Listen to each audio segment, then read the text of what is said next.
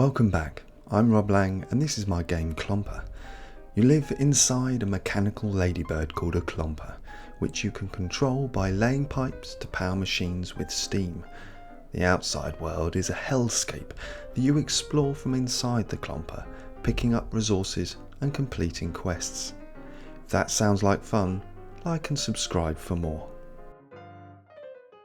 Hello! So in this video we're going to talk about how we design the actual steam system, and we're going to begin with the boilers. They're the things that create the steam that you then as a player move around the different machines and use the steam. So we think of the boiler as having steam, 100 steam coming out of it, and that will generate some heat. But we also have machines that consume the steam. Now in my mind I have this idea that if you create steam, that's going to generate some heat, but the more of it you can consume, the better. If you don't consume any of it, then your boilers will just blow up because they're producing all of this stuff and it's not being used.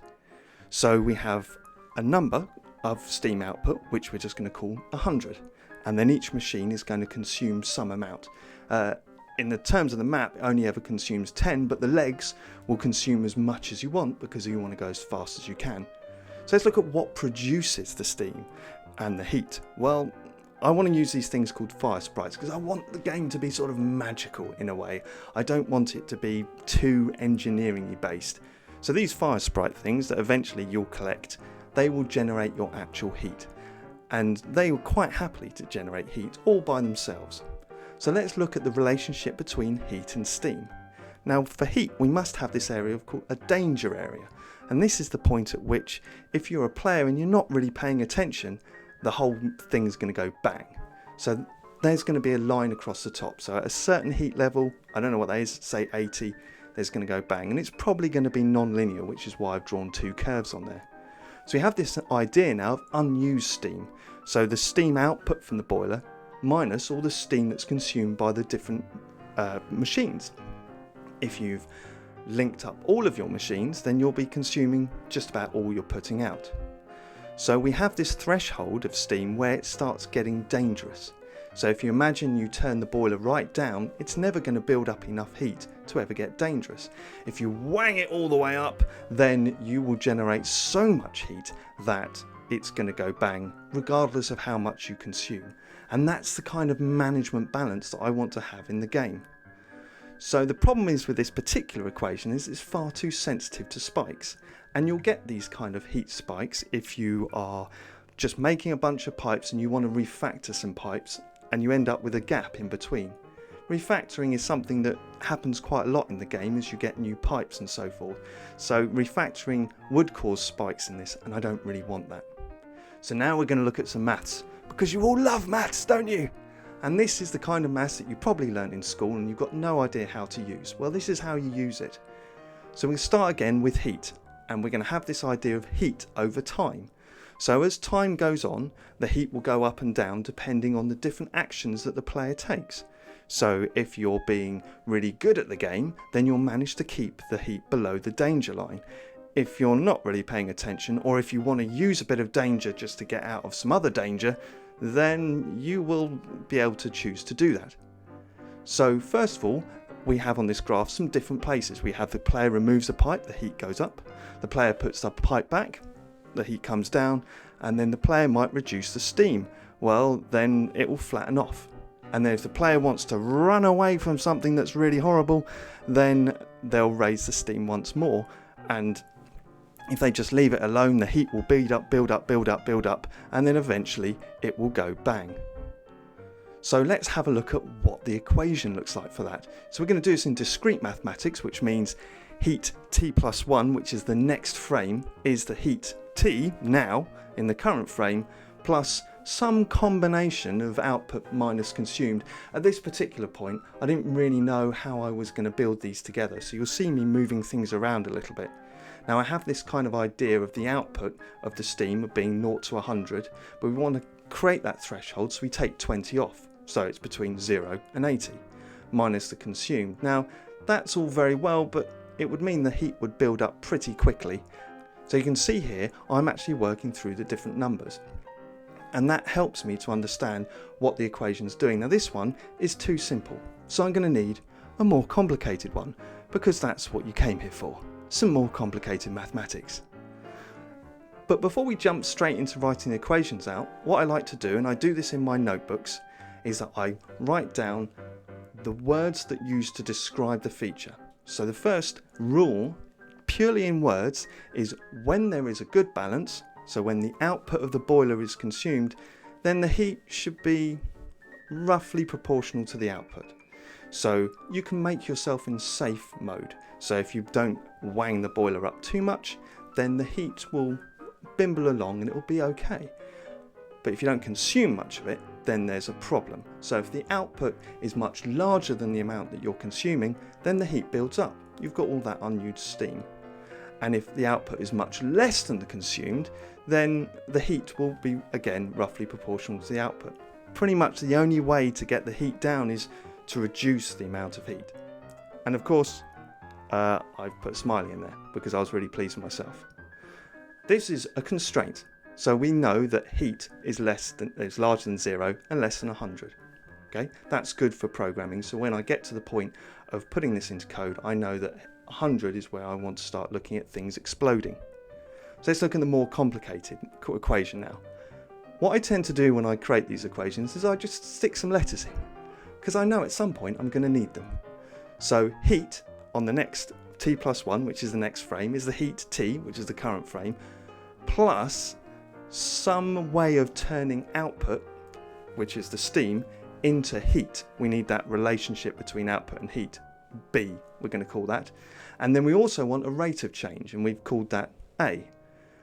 Now at this point, this would work very nicely, and it deals with just the output of the boiler. So I'm now trying to put in some numbers here, which would show a couple of very standard sorts of cases. So this is where you start off with a heat of 30, and then you have an output of 50, and then it works out roughly what the heat would move to, which in that case was 50. And I'll go through a few of these. I'll just whack some numbers in. If you like Excel, this is a great time to use it, but I don't really use it here. I do that much later. And at this point I realise, well, that's okay, that's only dealing with the output of the boiler. It's not dealing with how much is consumed. So I need to now add something in to deal with the consumed part. So here we go. So I'm adding a new term on the back of the consumed part. We're going to call that C. And this is a way of saying how much we're going to consume. So we can see there, if I just squeeze off the side. So when the output is much less than consumed, C is 0, so this whole term disappears. And when C equals 1, then it's going to carry on as normal. So we also have this term B in here, but this equation started to get too complicated for me. I didn't really like it.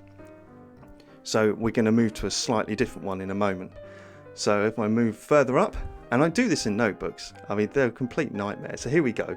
I'm going again. Heat in the next frame is the heat in the current frame. I still need some sort of rate of change, and that's A.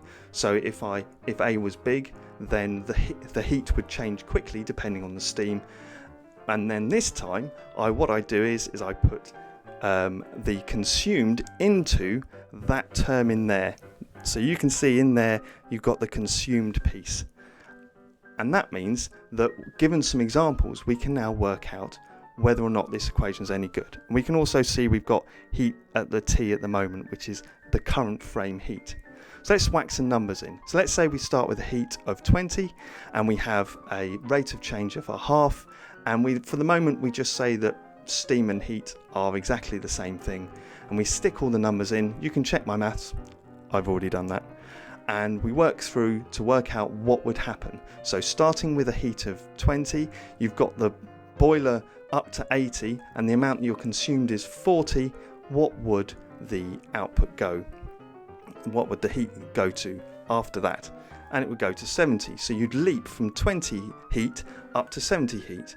Well, that's okay, because you've put the boiler all the way up to hot, and you've then not using any of it. And I keep doing this, and there'll be a whole bunch of them. So I'm just going to warp through until we get to the end of this. This took me ages to record. You should see the Heath Robinson setup.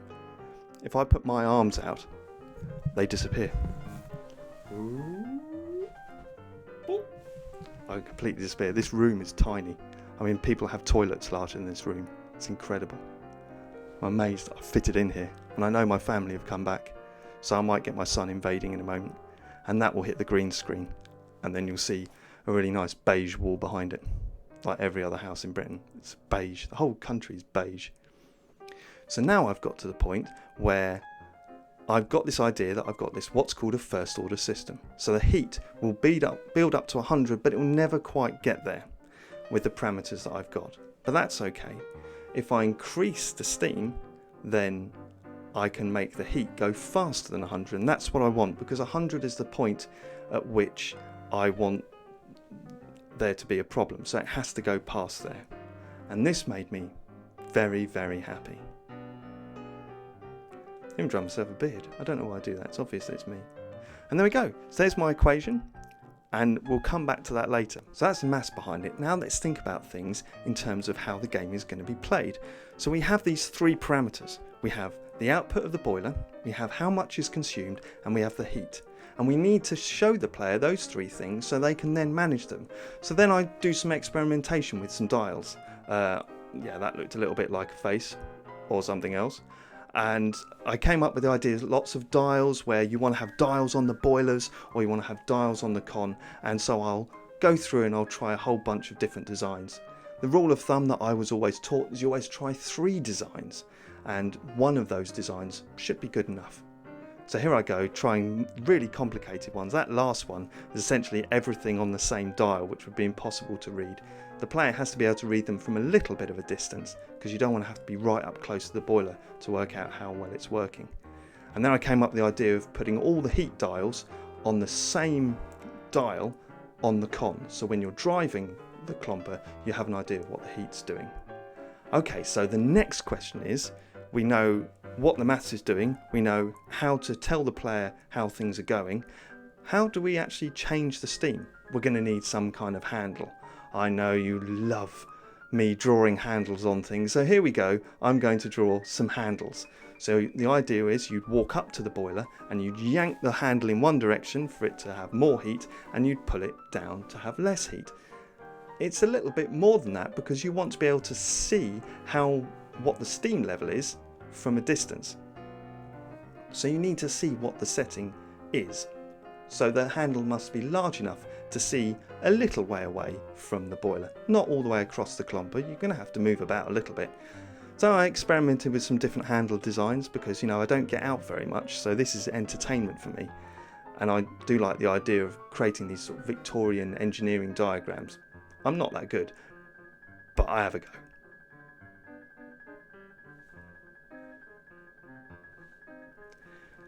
So while I'm scribbling in the background, I'd like to say thank you very much for coming this far through the video. It's great to have you along. I hope you enjoyed me talking directly at you. It's very weird, isn't it? It's very odd. I'm like a cheap, very old Randall wannabe, and it's not great. It's been very difficult to arrange this, so I'm unlikely to do this again. Thank you all for your support. The next video, I'm actually going to show you it working, because weirdly, I've actually finished the feature and I'm going through some playtesting at the moment, which is going okay. I've found some other bugs, as I always do, and it won't surprise you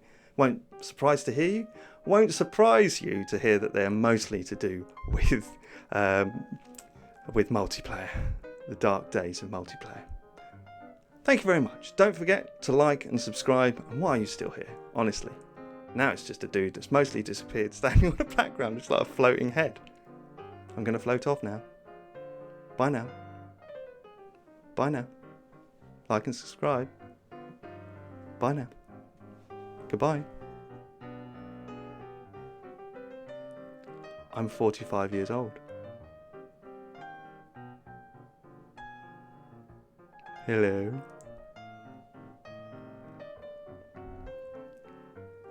Big shout out to all my dev chums.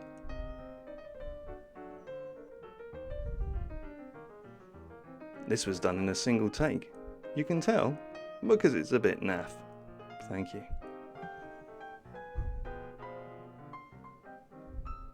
Probably not going to do another video quite like this one.